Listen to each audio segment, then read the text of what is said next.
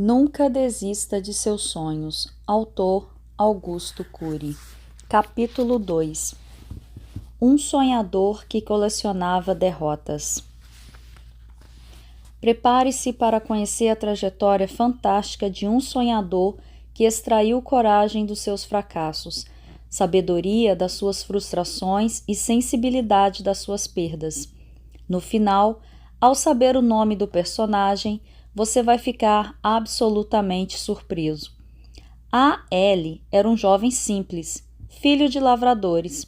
Não teve privilégios sociais, não viveu em palácio, raramente ganhava presentes. Mas tinha uma característica dos vencedores: reclamava pouco.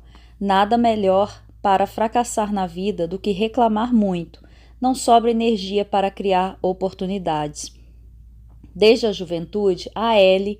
conheceu as dificuldades da existência. Perdeu a mãe aos 9 anos. O sabor amargo e cruel da solidão penetrou nos becos da sua emoção. O mundo desabou sobre ele. Perder a mãe na infância é perder o solo onde caminhar. É o último estágio da dor de uma criança. Um ser humano pode ser rico mesmo sem dinheiro, se tem ao seu lado pessoas que o amam. Mas pode ser miserável, ainda que milionário, se a solidão é sua companheira. Nosso jovem poderia ser controlado pela perda, mas sobreviveu. Havia algo nele digno de elogiar, sua capacidade enorme de viajar. Viajava muito, transportava-se para lugares longínquos e de difíceis acessos. Mas como viajava se não tinha dinheiro? Viajava pelo mundo dos livros. O mundo dos livros dá asas à inteligência. Quem os descobre voa mais longe. Certa vez, por não ter recursos financeiros, A.L. ousou pedir aos vizinhos e aos amigos livros emprestados. Ficava um pouco inibido, mas não tinha medo de ouvir o não. Tinha medo de não aprender. Amou cedo a sabedoria. Você ama a sabedoria? Construiu secretamente um tesouro enterrado no seu intelecto. Era comum por fora, mas um sonhador por dentro. Os maiores tesouros estão ocultos nos olhos. Pensava na vida enquanto muitos só pensavam nos prazeres momentâneos. Era possível vê-lo parado com um olhar vago, parecia estar em outro mundo, estava no mundo das ideias. As necessidades e sofrimentos desde a sua mais tenra infância, em vez de ceifar-lhe a criatividade, produziram sonhos. Certa vez ele teve um belo projeto. Vou montar um negócio. Sonhava em ganhar dinheiro, ter prestígio social e conquistar uma vida tranquila. Um bom sonho. Sentiu-se como um poeta, inspirado e determinado. Nos sonhos tudo parece fácil, não há acidentes, mas todo sonho traz alguns pesadelos. O resultado do negócio? Falência. O jovem enfrentou o drama da derrota muito cedo.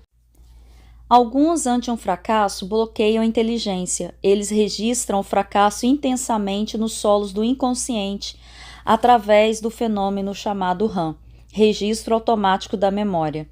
O mecanismo é o seguinte: o fracasso é lido continuamente, gerando reações emocionais dolorosas e ideias negativas que obstruem a liberdade de pensar, de fazer novos planos, de acreditar no próprio potencial. A derrota não superada esmaga os sonhos e dilacera a coragem, aprendendo a não ser controlado pelos fracassos. Você já enfrentou a dor de uma derrota? A.L. viveu-a e ficou abalado, mas não se submeteu ao controle dela, assumiu-a, enfrentou-a e enxergou-a por todos os ângulos. Seus enfrentamentos impediu que o fenômeno RAM gerasse um conflito, uma área doentia da memória, uma janela de tensão. Ele levantou a cabeça e voltou a sonhar. Saltou do mundo dos negócios para o mundo da política. Mas era ingênuo, não conhecia os enigmas deste terreno. Candidatou-se a um cargo, estava muito animado, queria ser o político diferente. Teve muitas inspirações. Sentia que poderia ser um grande homem. O resultado das urnas? Foi derrotado. Não é possível, exclamava. O que fiz de errado? Muitas perguntas, muitas respostas, mas nenhuma apaziguava sua emoção. A razão tenta se preparar para as derrotas, mas a emoção nunca se submete a elas. No dia seguinte, o eu do nosso jovem, que representa sua capacidade de decidir, controlar seu mundo, ser consciente de si mesmo, estava abatido. Não tinha ânimo para conversar com ninguém.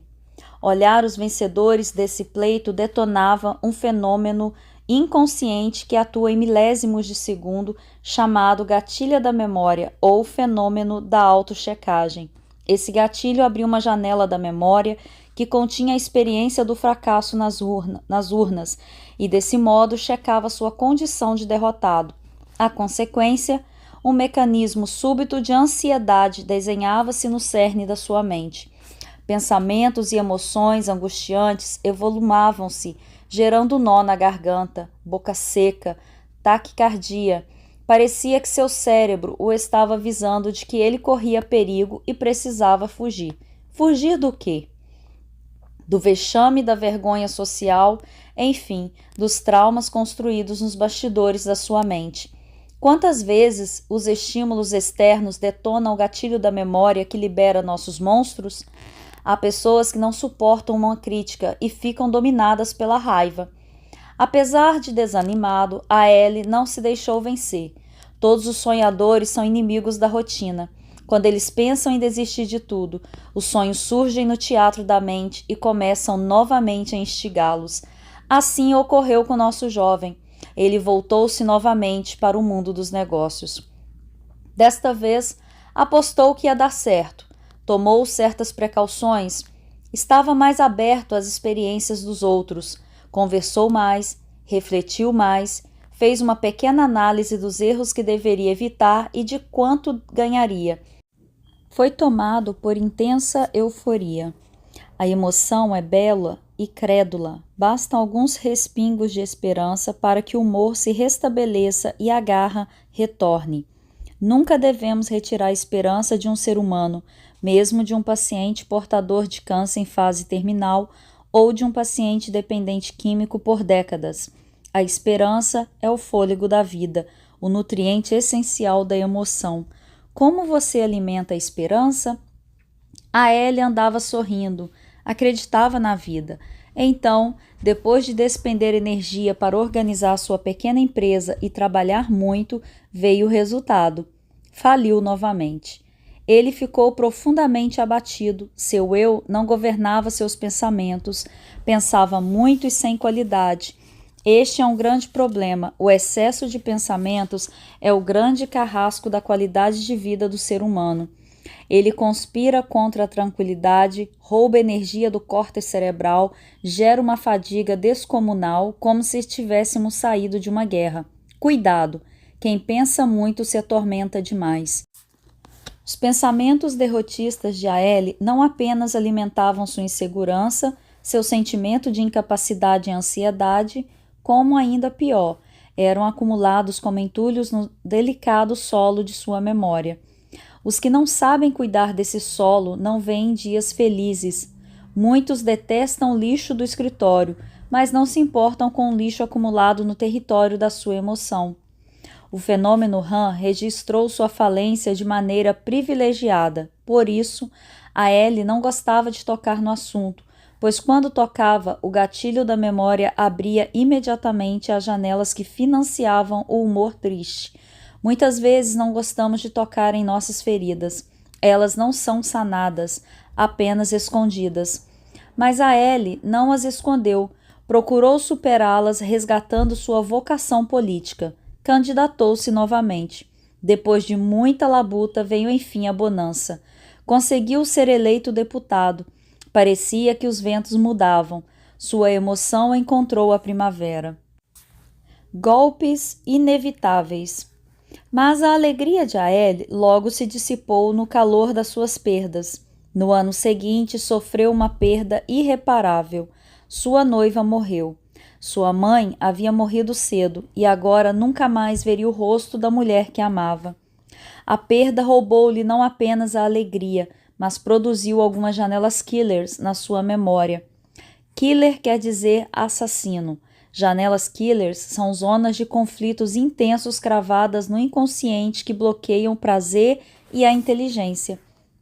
Quando entramos nessas janelas, reagimos como animais, sem pensar.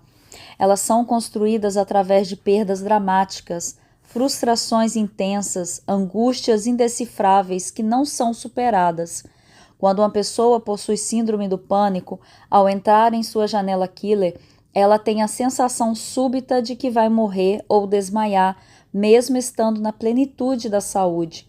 Quando uma pessoa tem fobia de falar em público, ao entrar em sua janela killer, ela trava sua inteligência, não consegue encontrar os arquivos da sua memória que sustentam seu raciocínio, não coordena suas ideias. Quando um pai, mãe ou professor entra em uma janela killer, ele pode reagir agressivamente diante de um pequeno erro de seu filho ou aluno.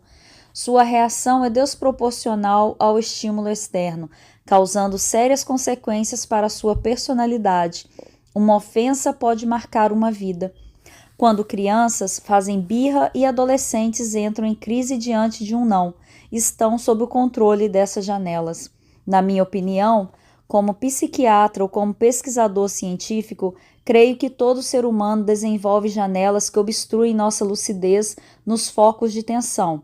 Jovens, adultos, executivos, cientistas e letrados, uns mais, outros menos. Todas as vezes que perdemos o controle de nossas reações, somos vítimas dessas janelas. Agimos por instinto e não como Homo sapiens. Sábio é quem tem coragem de identificar suas loucuras e procura superá-las. Não esconde sua irracionalidade, trata. Muitos impulsivos ferem durante a vida toda seus íntimos porque nunca assumiram sua ansiedade. Somos ótimos para nos esconder. Quando a Ellie entrava nas janelas que aprisionavam sua inteligência, ele produzia uma avalanche de ideias negativas que financiavam sua angústia. Os espinhos cresceram no jardim do seu inconsciente e floriram no território da sua emoção. O resultado? No ano seguinte, teve uma crise depressiva. Alguns, por perdas menores, se deprimem por anos, outros enterram seus sonhos para sempre. A Ellie estava deprimido, mas se distinguia da maioria das pessoas. Sabia que tinha 2 caminhos a seguir. Ou suas perdas o construíam ou o destruíam. Que escolha você faria? É fácil dizer que seria a primeira, mas frequentemente escolhemos a segunda opção. As perdas nos destroem e nos abatem. A Ellie treinou sua emoção e escolheu a primeira alternativa. Em vez de se colocar como vítima do mundo, resgatou a liderança do eu. Saiu da própria miséria, agradeceu a Deus pela vida e pelas perdas, fez delas uma oportunidade para compreender as limitações da existência e crescer. Ele não tinha conhecimento da psicologia moderna, dos complexos papéis da memória, mas tinha ousadia para enfrentar seu cárcere interior. Todos nós construímos cárceres, usando como grades invisíveis a cobrança excessiva, a autopunição, o desespero.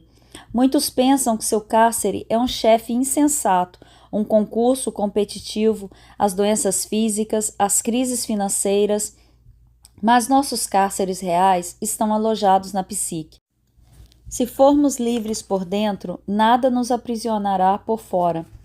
A Ellie não sabia que as janelas doentias do inconsciente não podem ser deletadas ou apagadas.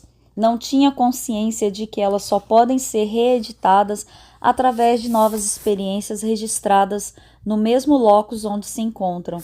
Também não tinha consciência de que podemos construir janelas paralelas, discutindo nossos medos, enfrentando nossa insegurança, criticando nossa agressividade ou nossa timidez. Não sabia que essas janelas paralelas poderiam se abrir ao mesmo tempo que as janelas killers, oxigenando a capacidade de pensar.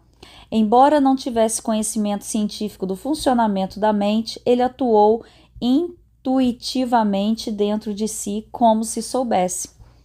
Quando achava que a vida não tinha mais sentido, debatia essa postura derrotista.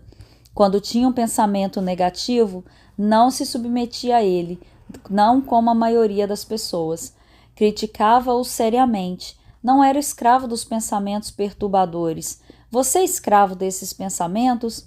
Quantas pessoas excelentes não vivem essa escravidão? Atendi certa vez uma jovem profundamente triste. Ela estava atormentada por pensamentos contra Deus. Não conseguia interrompê-los. Pedi para deixar de ser passiva, criticar tais pensamentos e não submeter sua emoção a eles. Libertou-se. Muitas pessoas se angustiam e até pensam em suicídio porque detestam seu corpo, pensam em acidentes, doenças, perdas de pessoas queridas, perda de emprego, acham que vão falhar nas provas. Precisamos sair da plateia, entrar no palco da nossa mente e nos tornar atores ou atrizes principais da nossa inteligência. Quem aprender esta lição entenderá um dos pilares deste livro. A Ellie construía uma fornalha íntima no seu inverno emocional. Exercitava seu eu diariamente para seu líder. Tornou-se um artesão da sua emoção. Tornou-se um amigo da vida e um amigo de Deus. Ergueu-se das cinzas. Aos poucos voltou o encanto pela existência. Desejou ser útil à sua sociedade porque não via outro sentido para a vida. Sob a chama desse ímpeto, candidatou-se a deputado federal. Preparou-se para uma grande vitória. Sorriu, andou, discutiu mais os problemas sociais, então veio o resultado. Foi derrotado. Sua alma ficou apertada, sentia-se sufocado, olhava para os lados, achando que as pessoas comentavam seu fracasso. A sociedade é rápida para bajular os que estão no pódio e lenta para apoiar os derrotados. Cuidado! Se você depender muito dos outros para executar seus sonhos, corre o risco de ser um frustrado na vida. Os jovens precisam estar alertas. Eles são exigentes para consumir, mas não sabem construir seu futuro, são frágeis e dependentes. Alguns achavam que o sonho de Aélie era um mero entusiasmo, mas ele se reergueu. Seus sonhos eram sólidos demais para fazê-lo ficar submerso nos escombros dos seus fracassos. Alguns anos mais tarde, o sonho de ser um grande político renasceu. Candidatou-se novamente. Fez uma campanha com segurança e ousadia. Gastou saliva e sola de sapatos como ninguém. Pensou: desta vez serei um vencedor. Estava animadíssimo. Após uma extenuante campanha, veio o resultado. Perdeu de novo. Foi um desastre emocional. Ao vê-lo passar, as pessoas nomeavam a cabeça. Os mais próximos diziam: pare de sofrer, faça outra coisa. Muitos jamais entrariam numa outra disputa. Mas quem controla o sonho de um idealista? Eles são os mais teimosos do mundo. Uma dose de teimosia é fundamental para ser realizado na vida. Todos os sonhadores foram persistentes, amaram a disputa. Nos países desenvolvidos como Estados Unidos, Japão, Inglaterra, Alemanha, há uma crise na formação de pensadores e de líderes idealistas. Por quê?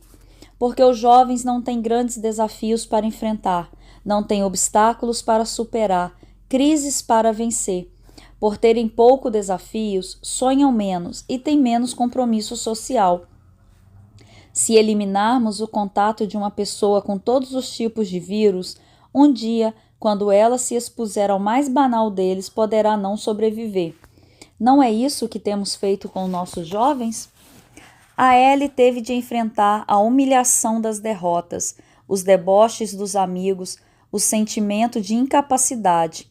Tudo isso feriu sua psique, mas educou a emoção para suportar crises e perdas, adquiriu anticorpos intelectuais. Um bom profissional se prepara para os sucessos, um excelente se prepara para o fracasso. Em seu livro, O Príncipe, Maquiavel comentou que as atitudes revelam as oportunidades que a passividade teria deixado escondidas. A história nos ensina que as pessoas passivas sucumbem às suas desculpas e submetem-se aos seus temores. Os sonhos são o melhor remédio para curar frustrações. Se sólidos, eles podem ter mais eficácia do que anos de psicoterapia. Eles reeditam o filme do inconsciente e ampliam os horizontes do desanimado, fazendo renascer a motivação para recomeçar tudo de novo. Nosso sonhador emergiu do caos.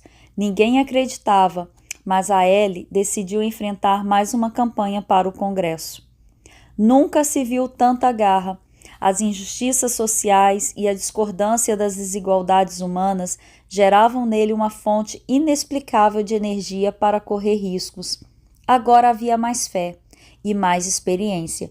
Corrigiu os erros de outras campanhas e tornou-se mais sociável. Finalmente veio o resultado. Perdeu mais uma vez. Nos dias que se seguiram, a Ellie afundou no pântano do seu pessimismo. Sentia-se arrasado, dilacerado, impotente. Perguntava-se inúmeras vezes: onde eu falhei? Por que as pessoas não confiam em mim? Não se concentrava no mundo concreto. Havia momentos em que queria fugir do mundo. Entretanto, quem pode fugir de si mesmo? Quando as pessoas o viam, elas comentavam a meia voz umas com as outras: lá vai o senhor fracasso. Havia amargado diversas derrotas eleitorais, falências e perdas. Sua coleção de fracassos era mais do que suficiente para fazê-lo vítima do medo. Por muito menos, pessoas ilustres escondem a cabeça debaixo do travesseiro. Ele deveria também se colocar como vítima do que os outros pensavam e falavam a seu respeito. Se muitos perdem noites de sono por um olhar atravessado, uma injustiça, uma censura, imagine como estava o território da emoção desse sonhador. A sociedade é ótima para exaltar os que têm sucesso e rápida para zombar dos fracassados. Quem almeja ter uma personalidade saudável não deve esquecer essa lei. Não espere muito dos outros. Todos entenderiam se ele desistisse das suas metas. Era o mais recomendável. Vencer parecia um fenômeno inalcançável. Entretanto, quando todos esperavam que ele não se erguesse mais, a Ellie se levantou das cinzas. Não era propenso a aceitar ideias sem passá-las pelo filtro da sua crítica. Mostrou assim uma coragem poética, embriagada de sensibilidade. Para muitos, sua coragem era ilógica. Para ele, era o combustível que mantinha acesa a chama dos seus sonhos. Ele apareceu na roda dos políticos e, para espanto da plateia, teve a coragem de se candidatar para o Senado. As derrotas, em vez de destruir sua autoestima, realçavam seu projeto. A campanha foi diferente. Sua voz estava vibrante. Deixou de ser refém de algo que facilmente nos aprisiona, nosso passado. Acreditou que romperia a corrente de fracassos e que o sucesso beijaria os solos da sua história. Mas não queria o sucesso pelo sucesso. Não era um político dominado pela coroa da vaidade. Os que amam a vaidade são indignos da vitória. Os que amam o poder são indignos dele. Ter sucesso para estar acima dos outros é mais insano do que as alucinações de um psicótico. A Ellie tinha uma ambição legítima. Ele queria o sucesso para ajudar o ser humano. Queria fazer justiça para os que viviam no vale das misérias físicas e emocionais. Sonhava com o dia em que todos fossem tratados com dignidade na sua sociedade. Após extenuante campanha em que expôs inflamado suas ideias, aguardou impacientemente o resultado. Não podia perder dessa vez. Se isso acontecesse, até seus adversários teriam compaixão dele. Então veio o resultado. Perdeu outra vez. Ao chegar em casa, sentou-se numa cadeira, não sentindo o próprio corpo. Era difícil de acreditar em mais esse vexame público. Sua memória se tornou árida como um deserto. Faltavam flores no palco da sua mente e sobravam pensamentos pessimistas. Qualquer psiquiatra e psicólogo clínico, por menos experiência que tivesse, entenderia seu medo do futuro. O amanhã tornou-se um pesadelo. Uma coragem incomum. Muitos jovens, quando vão mal numa prova, entram em crise. Outros, quando são traídos pelas namoradas ou namorados, choram como crianças. Alguns adultos, quando não cumprem suas metas no trabalho, ficam insones. Outros, quando são abandonados pelo parceiro ou parceira, se acham os últimos dos seres humanos. As perdas deveriam nutrir o eu para fazê-lo mais forte e não submisso, mas frequentemente não é isso que acontece. O caso de A.L. era mais grave. Não dava para exigir grandes atitudes de um colecionador de perdas. As opiniões se dividiam em relação a ele. Algumas pessoas supersticiosas acreditavam que ele estava programado para ser derrotado. Outras, fatalistas, acreditavam que seus fracassos eram decorrentes do seu destino previamente traçado. Para elas, uns nasceram para o sucesso, outros para o fracasso. Entre as supersticiosas e as fatalistas havia unanimidade. Todas concordavam que ele deveria se conformar com seus fracassos, mudar de cidade, de país, de emprego. O conformismo em psicologia chama-se psicoadaptação. O fenômeno da psicoadaptação é a incapacidade da emoção humana de reagir na mesma intensidade frente à exposição do mesmo estímulo. Quando nos expomos repetidamente a estímulos que nos excitam negativa ou positivamente, com o tempo perdemos a intensidade da reação emocional. Enfim, nos psicoadaptamos a eles. Nós nos psicoadaptamos ao celular, ao carro, ao tipo de roupa, à decoração da nossa casa, aos conceitos, aos paradigmas sociais. Assim perdemos o prazer e procuramos inconscientemente novos estímulos, novos objetos, novas ideias. Só conseguimos voltar a ter prazer se reciclamos nossa capacidade de observar e valorizamos detalhes não contemplados. No aspecto positivo, a psicoadaptação gera uma revolução criativa. Nos estimula a procurar o novo, amar o desconhecido. Ela é um dos grandes fenômenos psicológicos inconscientes responsáveis pelas mudanças nos movimentos literários, na pintura, na arquitetura e até na ciência.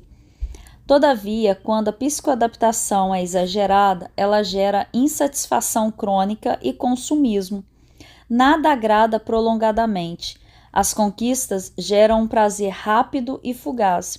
Aqui está uma das maiores armadilhas da emoção. Por isso, eles se psicoadaptam ao excesso de brinquedos. O resultado é maléfico. Consomem cada vez mais coisas, mas obtêm cada vez menos prazer. Outra grande armadilha da emoção é a psicoadaptação às violências sociais, aos ataques terroristas, à competição no trabalho, às brigas conjugais, aos fracassos profissionais, à depressão, pânico, ansiedade. A consequência, perdemos a capacidade de reagir. Nesse caso, o Homo sapiens se torna um espectador passivo de suas misérias. Este é um assunto para vários livros. Espero que o leitor perceba que nossa espécie está adoecendo coletivamente. Muitos psicólogos e cientistas sociais, por não compreenderem esse processo inconsciente, não entendem que, com o tempo, os problemas psíquicos e sociais deixam de excitar a emoção.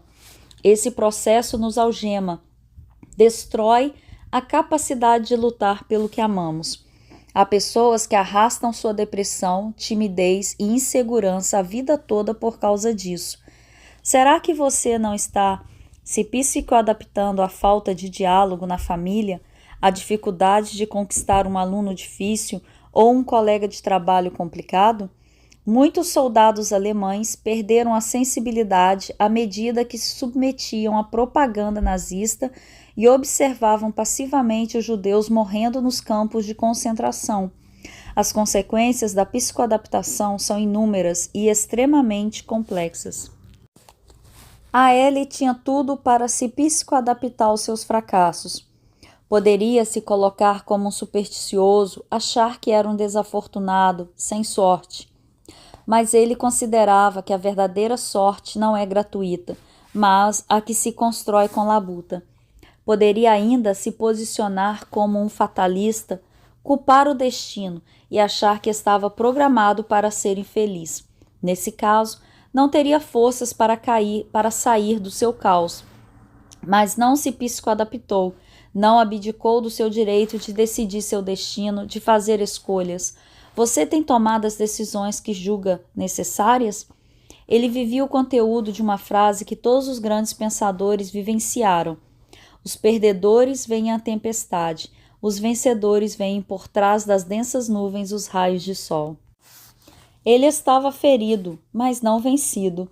Estava abatido, mas não destruído. Estava mutilado, mas almejava correr a maratona. Sua coragem era quase surreal, beirava o inacreditável, mas trazia-lhe saúde psíquica. Suas flagrantes derrotas, em vez de se tornarem um pesadelo, tornaram-se um romance pela vida. Suas crises de ansiedade tornaram-se como ondas que se debruçavam sobre a praia da sua história e produziam marcas de maturidade. Tornou-se um ser humano de raríssimo valor. Encontrou grandeza na sua pequenez. Você tem encontrado grandeza na sua pequenez? Nosso sonhador não pintava quadros, mas desenhava pensamentos. Não esculpia madeira, mas esculpia ideias animadoras. Era um artista da vida. Alguns amigos recomendavam que ele se aquietasse, tivesse pena de si, não corresse mais riscos. Tudo tem limite, diziam. Em alguns momentos precisamos mostrar uma coragem extraordinária. Quando lhe pediam silêncio, de repente ele gritou mais alto. Sonhou em concorrer à vice-presidência do seu país. Vice-presidência? Um ultraje! Porém, ele tinha algumas das 5 características dos grandes gênios. 1. Era persistente na busca dos seus interesses. 2. Animava-se diante dos desafios. 3. Tinha facilidade para propor ideias. 4. Tinha enorme capacidade de influenciar pessoas. 5. Não dependia do retorno dos outros para seguir o seu caminho. Quem dera a educação moderna ensinasse menos matemática, física, química, biologia e mais a arte de pensar. Nossos alunos teriam algumas dessas nobilíssimas características da inteligência. O mundo seria menos engessado. Através do seu magnetismo, a Ellie entrou nessa nova campanha. Já que não estava na linha de frente, estaria mais protegido, faria uma campanha mais segura e menos tensa. Como vice-presidente, estava mais preservado, mas teria que propor seu nome na convenção. No dia da votação, sua ansiedade aumentou. Começaram a contar os votos da convenção. Não demorou muito para sair o resultado. Recebeu uma flagrante derrota. Foi preterido. Muitos pensaram que ele certamente contagiaria com seu derrotismo o candidato à presidência. A verdade crua a respeito daquele homem era que ele se tornara um dos maiores colecionadores de fracassos da história. Raramente alguém tentara tanto e raramente alguém perdera tanto. Os amigos se afastaram. As pessoas não esperavam mais nada dele. As janelas killers produziam um cárcere de emoção. Sua autoestima estava quase zerada. Seu encanto pela vida combalido. O pessimismo o envolveu. Começou a crer que uns nasceram para a vitória e outros para o fracasso, uns para o palco e outros para a plateia. O que você faria depois de tantos fracassos? O que você faria se fosse abandonado pelas pessoas mais próximas? Que atitude tomaria se fosse despedido do emprego em que colocou todo o seu futuro? Que reações teria se atravessasse uma crise financeira tão grave que não tivesse nem dinheiro para pagar o aluguel da casa? Qual seria sua postura se fosse criticado publicamente e as pessoas ao seu redor desacreditassem completamente de você? Muitos simplesmente desistiriam dos seus sonhos. Um escultor de ideias, um artista da vida. A Ellie tornou-se o Senhor Fracasso. Grande parte das pessoas acreditava que o Senhor Fracasso não apareceria mais em público, muito menos na roda de políticos e partidários. De repente, entrou na sede do partido um homem de cabelos grisalhos, de pele seca e desidratada e com as marcas do tempo impressas no rosto. As pessoas avistaram-no, mas não acreditaram no que viram. Esfregaram os olhos para enxergar melhor. Não era possível, mas era ele mesmo. Sua presença causou espanto e reflexões. Ali não era lugar para os perdedores, mas para os vencedores, pensavam alguns. Outros imaginaram que a Ellie estivesse lá para assinar uma carta pública anunciando que abandonaria para sempre seus sonhos. Outros ainda conjecturavam que ele estava ali para suplicar um emprego público. Para a surpresa de todos, o derrotado arrancou calafrios dos seus colegas ao manifestar o desejo de candidatar-se novamente para o Senado. Candidatar-se para o Senado? Uma atitude absurda. Acorde, olhe para o seu passado e mude de direção. Há uma grande diferença entre o individualismo e a individualidade. O individualismo é uma característica doentia da personalidade, ancorada na incapacidade de aprender com os outros, na carência de solidariedade, no desejo de atender em primeiro, segundo e terceiro lugar os seus próprios interesses. Em último lugar, ficam as necessidades dos outros. A individualidade, por vez, é ancorada na segurança, na determinação, na capacidade de escolha. É, portanto, uma característica muito saudável da personalidade. Infelizmente, desenvolvemos frequentemente o individualismo e não a individualidade. A Ellie desenvolveu uma individualidade madura. Ele queria dirigir seu barco, mesmo diante das turbulências. Não era radical, não era agressivo, não era egocêntrico, era apenas um sonhador. Queria simplesmente ser fiel àquilo em que acreditava. Alguns têm sucesso, mas não são fiéis à sua consciência. Conseguem altas somas de dinheiro de maneira escusa. Brilham diante dos holofotes, mas por dentro são opacos. Quem não é fiel à sua consciência tem uma dívida impagável consigo mesmo. Apesar do péssimo currículo das suas derrotas, nosso sonhador fez uma campanha primorosa para o Senado. Estava determinado a vencer. Nas ruas as pessoas gritavam, derrotado. Nas praças, perdedor. Mas ele olhava para dentro de si e procurava forças no mundo intangível dos seus sonhos. Para ele, cada disputa era um momento mágico. Estar na disputa era mais importante do que o pódio. Os que valorizam o pódio mais do que a disputa não são dignos de subir nele. Ele acreditava que a vida era uma eterna conquista que possui ganhos e perdas. Nos sucessos, tomamos o cálice da alegria. Nas ruínas, bebemos o cálice das experiências. Desta vez, esperava tomar o cálice da alegria. Finalmente chegou o dia da votação. Aguardou com expectativa incomum o resultado das urnas. Desta vez, tinha de ser diferente. Foi novamente derrotado. Não tinha o que falar. As lágrimas deixaram o anonimato e escorreram pelas vielas do seu rosto. Escondia a face, mas chorou muito. Era um ser humano apaixonado pela sua sociedade, mas não tinha uma oportunidade de ajudá-la. As janelas Quilles deveriam estar assassinando sua capacidade de pensar, dilacerando sua coragem, dissipando seu ânimo e produzindo uma reação íntima que atestava que ele era o mais infeliz dos homens. Parecia que desta vez a Ellie se entregaria, chegara ao limite, faria qualquer coisa, menos se candidatar a qualquer cargo. Nem para o clube dos fracassados. Seria controlado pelo fantasma do medo e pelo monstro da derrota. Só o silêncio poderia conter sua indecifrável frustração. O orvalho almejando ser a chuva de verão, a grande lição. Algumas pessoas apostavam que ele se exilaria numa zona rural ou em alguma ilha. Outras, menos cruéis, acreditavam que ele poderia vir a ser com muita dignidade dirigente de um asilo ou de um lar de crianças. Havia quem pensasse que ele deveria trabalhar numa repartição pública, fazendo tarefas repetitivas e esperando o magro salário do final do mês sem reclamar e reivindicar melhores condições. Um dia se aposentaria e viveria calado, a humilhante condição de não conseguir pagar suas contas com a baixa pensão recebida.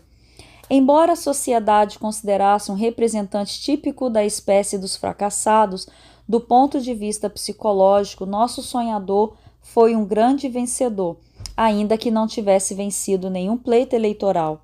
Foi um vencedor do preconceito, da discriminação, do deboche social, das suas inseguranças. As pessoas superficiais veem os resultados positivos como parâmetros do sucesso, enquanto que a psicologia avalia o sucesso usando como critérios a motivação, a criatividade e a resistência intelectual. Diferente da maioria das pessoas, ele lutou pelos seus sonhos até a última gota de energia. A ele foi vitorioso. Schopenhauer afirmava que jamais deveríamos fundamentar nossa felicidade pela cabeça dos outros.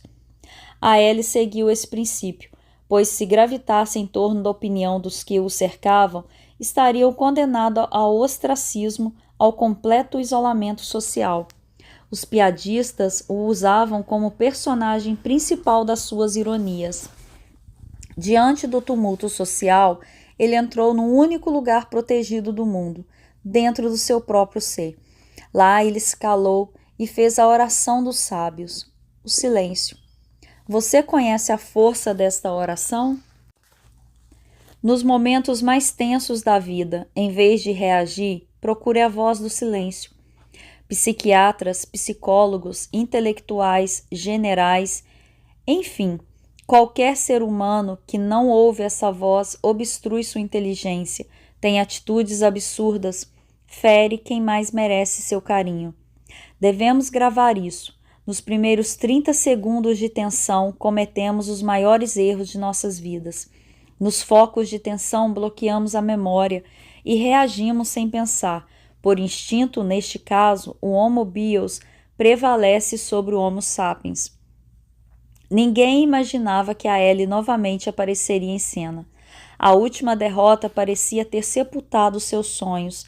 Entretanto, quando todos pensaram que ele tivesse sido derrotado por suas decepções e se acomodado na posição de um astro sem luz própria, ele surgiu novamente no meio político. Os presentes ficaram paralisados. Não é possível. O que ele está fazendo aqui? Indagavam. Rapidamente, alguns pensaram que ele estivesse lá para trabalhar na campanha de um outro candidato. Talvez tivesse escrito um manual de campanha para que os demais candidatos fizessem tudo ao contrário do que ele fizera. A plateia ficou muda. Então, fitando os olhos em seus velhos parceiros, ele teve a audácia de dizer: "Quero me candidatar a presidente." Todos ficaram perplexos. Para Dostoiévski, dar o primeiro passo, proferir uma nova palavra, é o que as pessoas mais temem. A Ellie deu mais um grande passo, tomou mais uma nova atitude. E ao vencer seus temores, deixou os outros temerosos. A reação de Aélie fez com que o medo da derrota se dissipasse da sua psique e passasse a ser um problema dos outros. Quando usamos as palavras para compreender as raízes do medo e enfrentar seus tentáculos, o medo é reeditado, pois novas experiências são acrescentadas nas janelas da memória onde ele se encontra. O medo se torna nutriente da coragem. O quê? Isto é insano, pensavam, e continuavam. Pode a árvore mutilada desejar os mais excelentes frutos? Pode um acidentado e politraumatizado correr em igualdade de condições e ambicionar o pódio nas Olimpíadas? Podem as diminutas gotas de orvalho almejar a força das chuvas de verão? Candidatar-se à presidência do seu país parecia loucura e não sonho, mas, quando nos deixamos conduzir pelos sonhos, podemos reescrever nossa história e construir janelas inconscientes que arejam nossa emoção. A alma de Aélie era controlada por seus sonhos. As montanhas se tornam pedras diminutas e os vales pequenas depressões. Sonhou em governar seu país, alcançar a igualdade entre os homens, fazer justiça social. Estava desacreditado. Muitos meneavam a cabeça e sorriam descrentes. Mas Aélie se levantou do caos. Estava decidido, queria mais uma chance. Parecia incansável. Sua persistência deixava os resistentes confusos. e com seus sonhos ele contagiava seus parceiros. Seu desejo de se candidatar foi materializado. Visitou pessoas, deu palestras, fez reuniões de trabalho, falou ao coração psíquico das pessoas. O pleito era dificílimo, as dificuldades dantescas. Ele limpava o suor do rosto e continuava correndo atrás do seu projeto de vida. Parecia que delirava em terra seca. Ninguém via os raios de sol, mas ele vislumbrava a fulgurante aurora por detrás das montanhas. Terminada a eleição, começou a apuração. A Ellie estava muito ansioso. Quando não se consegue administrar a ansiedade que asfixia a emoção, ela é canalizada para o córtex cerebral, gerando sintomas psicossomáticos. Seu coração estava acelerado, seus pulmões ofegantes. A pressão sanguínea aumentou, suava muito. Seu cérebro o preparava para fugir. Fugir do quê? Do monstro da derrota. Como fugir se ele estava registrado na colcha de retalhos da sua memória? Ele sabia que não podia ouvir a voz do seu corpo comandada pelo cérebro. Tinha de ouvir a voz da sua inteligência, custasse o que custasse, fosse a que preço fosse. Para muitos, ele estava prestes mais uma vez a acrescentar um fracasso ao seu extenso currículo. Finalmente chegou o resultado. Eleito o 16º presidente dos Estados Unidos da América do Norte. A Ellie não apenas foi eleito, como se tornou um dos políticos mais importantes da história moderna. Seu nome? Abraham Lincoln. Foi o presidente que emancipou os escravos do seu país. Foi um dos grandes poetas da democracia moderna e dos direitos humanos. Abraham Lincoln foi um dos maiores sonhadores de todos os tempos. Teve todos os motivos para abandonar seus sonhos, mas apesar de todas as crises e das incontáveis frustrações, jamais desistiu deles. O homem que se vinga quando vence não é digno da sua vitória, pensava o afiado escritor Voltaire. Abraham Lincoln venceu, mas não se vingou dos que a ele se opunham. Ele apenas zombou do próprio medo, transformou a insegurança em ousadia, a humilhação em lágrimas que lapidaram sua personalidade, as lágrimas em gemas preciosas do território da emoção. Sonhos que nunca morrem. Em 1842, Abraham Lincoln se casou com Mary Todd, uma mulher inteligente, ambiciosa e de princípios sólidos. Assim, o velho ditado "atrás de um grande homem há sempre uma grande mulher" precisa ser corrigido para "ao lado de um grande homem existe sempre uma grande mulher". As mulheres sempre dominaram o coração dos homens. Hoje elas estão indo mais longe. Estão dominando o mundo porque são mais perseverantes, sensíveis, éticas, afetivas. Por isso, estão exercendo melhores cargos profissionais, ocupando cargos que antes eram exclusividade dos homens e dirigindo o maior número de empresas. As Mary Todd estão contagiando as sociedades modernas. Espero que elas não se tornem máquinas de trabalhar como os homens da atualidade, para nunca perderem sua sensibilidade e jamais deixarem de sonhar como muitos deles. Mary Todd influenciou a trajetória de Abraham Lincoln, deu-lhe sustentáculo em momentos difíceis. Infelizmente, uma tragédia ocorreu no início do seu segundo mandato.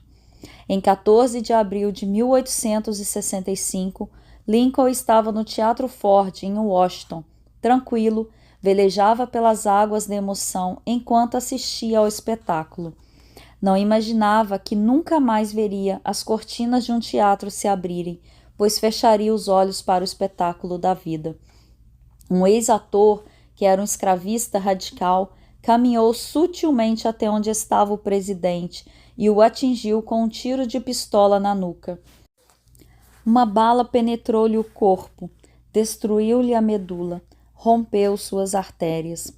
No outro dia ele morreria pela manhã, antes do orvalho da primavera se despedir ao calor do sol. Morreu um sonhador, mas não seus sonhos. Seus sonhos se tornaram sementes nos solos de milhões de negros e de brancos que o amavam, influenciando todo o mundo ocidental. Abraham Lincoln fez a diferença no mundo. Nunca desistiu dos seus sonhos porque viveu um dos diamantes da psicologia. O destino não está programado nem é inevitável. O destino é uma questão de escolha. Abraham Lincoln e 11 de setembro de 2001. A história desse mestre da vida que interpretei com doses de ficção pode colocar combustível na mente de todas as pessoas que sonham. Podem incendiar os ânimos da sociedade norte-americana que depois de 11 de setembro de 2001 deixou de sonhar, ficou aprisionada pelo medo, pelas janelas killers do terror, pela imprevisibilidade do amanhã. Vi americanos bem idosos sendo revistados e escaneados detalhadamente nos aeroportos de Chicago e Nova York. Todos são suspeitos. Não vale o que somos, mas o que conseguimos provar que não somos. O clima tenso dos aeroportos, o controle desesperador dos passageiros, a expectativa de um novo ataque tornaram-se fontes de estímulos estressantes que estão sendo registrados no inconsciente coletivo dos americanos, europeus e israelenses, causando um desastre psíquico sem precedentes na história. Não apenas 11 de setembro, mas também o consumismo, a competição social, a paranoia da estética, a crise do diálogo têm sufocado a vida de milhões de jovens e adultos em todos os países do mundo. A sociedade moderna tornou-se psicótica, uma fábrica de loucura. Infelizmente, do jeito que as coisas caminham, investir na indústria de antidepressivos e tranquilizantes parece ser a melhor opção do século XXI. Se você acorda cansado, tem dores de cabeça, está ansioso, sofre por antecipação, sofre dores musculares, não se concentra, tem déficit de memória ou outros sintomas, saiba que você é normal, pois nos dias de hoje, raramente alguém não está estressado. Raramente alguém não possui algum transtorno psíquico ou sintomas psicossomáticos. Os adultos estão se tornando máquinas de trabalhar e as crianças, máquinas de consumir. Estamos perdendo a singeleza, a ingenuidade e a leveza do ser. A educação, embora esteja numa crise sem precedente, é a nossa grande esperança. Se os sonhos de Abraham Lincoln invadissem o inconsciente coletivo dos americanos, os Estados Unidos teriam outra imagem diante do mundo. Não apenas seriam a nação mais poderosa economicamente do planeta, mas também a mais forte na defesa da paz, da integração das sociedades e da preservação do meio ambiente. O sentimento anti-americano crescente se evaporaria. Os Estados Unidos seriam reconhecidos não apenas como templo econômico, mas também como templo da sabedoria. Mas onde está a sabedoria na era da informação? Abraham Lincoln queria libertar os escravos porque encontrou liberdade em seu interior. Ele desenvolveu saúde psíquica e expandiu a sabedoria nos acidentes da vida e nos campos das derrotas. Quem valoriza as dificuldades e os fracassos numa sociedade que apregou a paranoia do sucesso? O mago da economia americana, Alan Greenspan, que se tornou presidente do Banco Central dos Estados Unidos nos governos Reagan, George Bush, Bill Clinton e George Washington Bush, teve a ousadia de dizer que os imigrantes latinos são mais empreendedores do que a média dos americanos e por isso têm mais possibilidade de progresso. Por quê? Porque eles tendem a enfrentar mais dificuldades do que os americanos nativos.